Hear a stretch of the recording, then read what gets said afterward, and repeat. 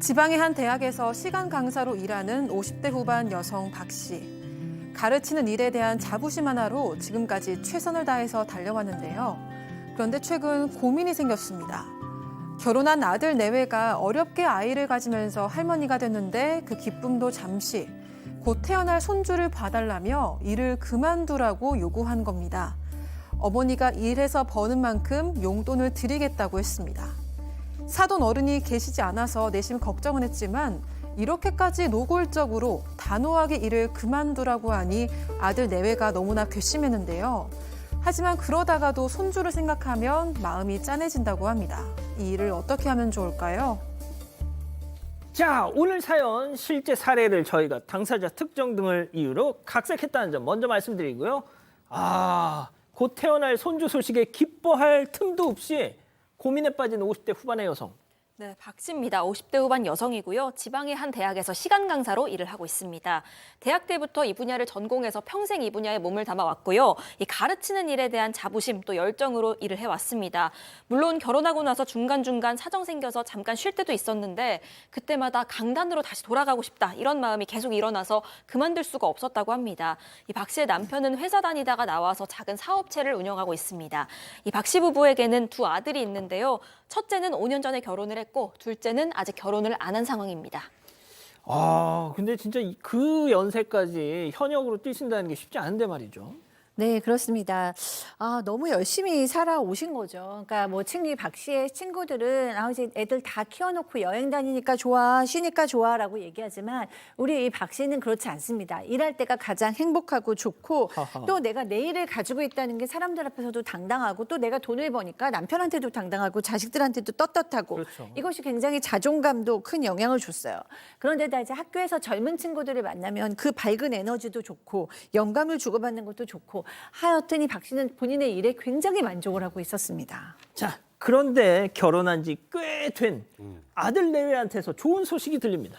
네, 둘 다 이제 30대 동갑내기 부부입니다. 지인 소개로 만나서 결혼을 했는데 이제 결혼하고 이제 5년이 흘렀는데 사실 그냥 애가 없어서 딩크족인가 보다 이렇게 이제 부모님들도 생각을 했었는데 알고 봤더니 둘이 굉장히 노력을 많이 했나 봐요. 뭐 인공수정도 했다가 안 되니까 시험관까지 몇 번 시도했다가 결국 성공했습니다. 근데 아들은 물류회사를 다니면서 이제 자리를 잡아가느라 원래 밤낮 없이 지금 보시는 것처럼 열심히 일하는데 애까지 생겼잖아요. 더 책임감을 가지고 열심히 일하는 중이고요. 며느리는 간호사긴 한데 상근직으로 직장인하고 같은 스케줄로 근무를 하고 있습니다. 일단 이 집에는 큰 경사가 생긴 거죠. 손주 본다는데 당연히 우리 팀장님도 손주 딱 보실 거라는 얘기 들었을 때 기쁘셨죠? 당연하죠. 이 내용은 뭐냐면 본인들 의사에 맡길 수 있습니다. 아이를 가져도 되고 안 가져도 되게 그렇게 생각하고 있는데 본인들이 아이 갖기 위해서 굉장히 노력을 했는데 결과적으로 성공을 했습니다. 얼마나 기특하고 대견하겠습니까? 그런데 출산 예정일이 다가올수록 아들 내외가 갑자기 집에 자주 드나들면서 눈치를 살살 보는 거예요. 쟤들이 왜 그러지 했더니 어느 날 갑자기 맛있는 것도 사갖고 오고 평소에 안 사와가지고, 사오더니 맛있는 거 사오면서 어머니 네. 드시라고 이렇게 친절하기도 하고 또 그리고 어머니 건강 생각하시라면서 건강식품도 배달시켜주고 그런데 평소에는 저랬으면 이해가지만 평소에 안 그랬어요. 갑자기 저렇게 하니까 쟤들이 왜 나한테 저렇게 잘할까라고 궁금하기도 이해했었는데 며칠 뒤에 궁금증이 풀렸던 겁니다. 왜 그랬던 겁니까, 소장님? 네, 임신 8개월쯤에 되는데 주말로 아들 내외가 찾아왔어요. 그래서 막 이렇게 밥 먹고 차 마시면서 즐겁게 지냈는데 갑자기 아들이 쭈삣쭈삣하면서 말을 꺼내는 거예요. 그러면서 어머니 저희 장인 장모도 다 안 계시는 거 알죠? 그러면서 우리 이제 아이를 좀 낳는데 어머니가 좀 우리 아이 좀 봐주실 수 없어요? 라고 얘기를 하는 거예요. 그러니까 박 씨께서는 지금 시간 강사시잖아요. 얼마나 시간 강사가 되기 위해서 그동안 노력을 했는데. 네. 그러니까 아니 나 지금 수업도 꽉 차 있고 공부 수업 준비도 해야 되니까 난 시간이 없다라고 얘기했더니 정말 이 아들 뭐라고 얘기하냐면요. 그 일 이제 올해도 하셨고 이제 그만두셔도 되지 않느냐 뭐 이렇게 얘기하면서 세상에. 시간 강사쯤은 언제라도 하실 수 있다 막 이렇게 얘기를 한 거예요. 그러면서 시간 강사로 버시는 돈 그거 용돈으로 다 드리겠다고 이렇게 얘기를 한 겁니다. 야, 이 아들놈 입에서 나올 소리가 이게 뭔 소리예요 도대체 이거는 이게? 진짜 아다르고 어다른 건데 이거는 어머님의 자존심을 확 그러니까. 긁어댄 거잖아요. 얼마나 기가 막히시겠습니까? 그래도 며느리가 지금 임신한 상황이니까 세게 말하기는 좀 그렇고. 맞아. 그래서 최대한 감정을 다스리면서 맨 처음에 너네 둘 다 육아휴직 쓰면 되지 않겠니? 그렇죠. 그 아들이 아유 안 돼. 육아휴직 쓰면 나중에 복직해서 자리 잡기가 쉽지 않아요. 그래서 나는 육아휴직 못 써요. 옆에 있는 며느리는 제가 아까 상근직으로 아침 9시부터 6시까지 일한다 그랬잖아요. 근데 복직하게 되면 육아휴직하고 복직하면 상근직으로 복직이 되는 게 아니라 3교직으로 복직되는 경우를 너무 많이 봐서 그걸 받아들이지 않으면 본인이 퇴사해야 될 상황이 될 수도 있다. 그래서 최대한 쉬는 기간을 짧게 가지면서 나는 상근직을 유지하겠다. 아, 그러니까 3교대로 가면은 또 막 그렇죠. 막 새벽 새벽에도 근무도 일해야 해야 되고 막 되니까. 그렇잖아요. 아. 그러니까 지금 자기들만 생각하는 거예요. 장차 아이를 돌볼 때도 편하게 초반에 아이가 어린이집 갈 때까지만 어머님이 좀 봐달래라. 어머님이 무슨 강의하고 이런 거 별로 안중에도 없네요. 자, 이렇게 양측의 기싸움이 팽팽합니다. 자, 일에 대한 자부심으로 살아온 시어머니, 우리 박상희 소장님. 자, 어렵게 갖게 된 아이가 너무나 소중한 며느리, 우리 이자연 기자, 아직 미혼이지만. 자, 별별 극장, 레디 액션! 아니 내가 전혀 생각을 안 해본 건 아닌데 아가야 나한테 용돈 주지 말고 그걸로 시터를 구하는 게 어떻겠니? 아, 어머니 아시잖아요. 저희 정말 어렵게 가진 애라는 거. 저 임신하고 8개월 동안 고민 많이 하다가 말씀드리는 거예요. 저 우리 소중한 애기 남의 손에는 절대 못 맡기겠어요. 그렇다고 내가 너희 집에 왔다 갔다 하기도 힘들고 그렇다고 너희 집에 들어가 살 수도 없고 이게 보통 일이 아니다. 아, 그래서 저희가 근처로 이사 가려고요. 저희가 최대한 어머님께 다 맞출게요. 사실 제 직업이 비전도 있고 지금 놓치기가 너무 아까워서 그래요, 어머님. 정말 딱 3년만 도와주시면 안 될까요? 어머 너 진짜 얘기하는 거 이상하다. 그럼 내일에는 비전이 없니? 너만 비전이 있니? 그리고 3년이 3년으로 끝날지 4년으로 끝날지 5년까지 갈지 너희가 또 둘째를 낳을 수도 있는 거잖아. 난 너무 힘들어. 너무 못해. 정말 싫어. 못하겠다 이게. 어머니, 진짜 너무하세요. 친엄마처럼 따뜻하게 품어주시겠다면서요. 무슨 엄마가 이래요? 저 서운해요, 진짜. 아, 예. 아우. 아, 이자연 너무 꼴보기 싫다고. 예, 지금 채팅창에. 그러네요. 난리가 났겠네요. 예. 아유, 아, 정말. 백 변호사님, 이거는 좀 아닌 것 같은데. 아니, 그러니까 지금 이 남편분도 뿔이 났어요. 어.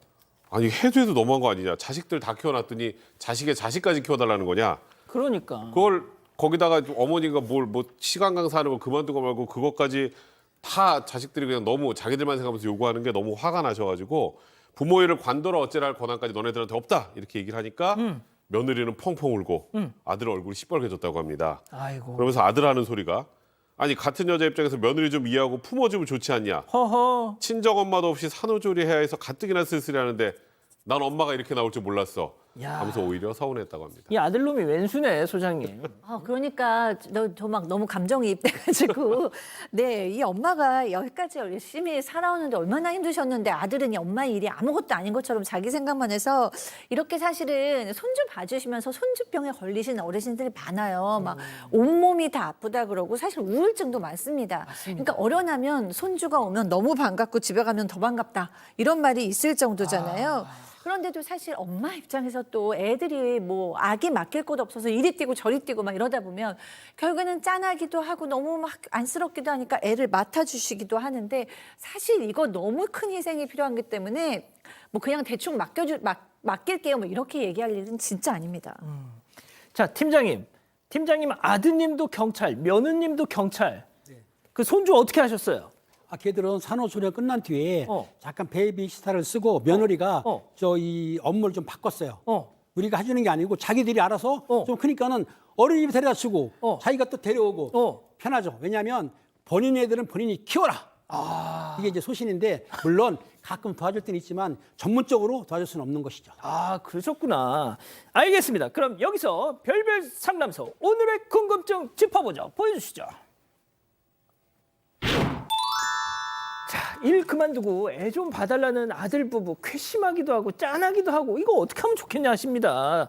자, 일단 소장님부터 좀 얘기 들어볼까요? 아, 네. 뭐 저는 사실 저희 시어머니께서 저희 아이를 봐주셨었기 때문에 며느리의 입장도 마음이 들고 그리고 이제 또 제 아들이 20살이 됐기 때문에 언젠가 또 시어머니가 될 거겠고 제가 열심히 일하는 여성이기 때문에 이 어머니의 마음도 너무 이해가 돼요. 근데 저는 객관적으로 그 태어난 아이 중심으로만 생각을 해봤습니다.